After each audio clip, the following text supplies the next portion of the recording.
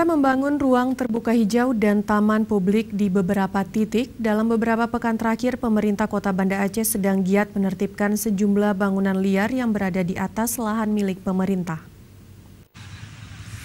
Pemerintah Kota Banda Aceh melalui Satuan Polisi Pamong Praja dan Wilayatul Hisbah dalam beberapa pekan terakhir sedang giat-giatnya menertibkan perizinan bangunan di ibu kota Provinsi Aceh tersebut. Selain itu, dalam kegiatan tersebut, sejumlah bangunan liar yang selama ini berada di atas lahan milik pemerintah Kota Banda Aceh turut juga ditertibkan.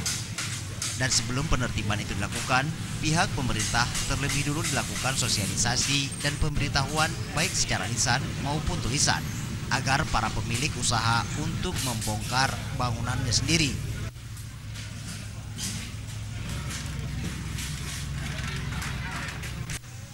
Pembongkaran lapak pedagang liar oleh pemerintah Kota Banda Aceh bertujuan untuk penataan kawasan hijau dalam mewujudkan kota bersih, indah, dan ramah lingkungan. Tim Liputan, Aceh TV.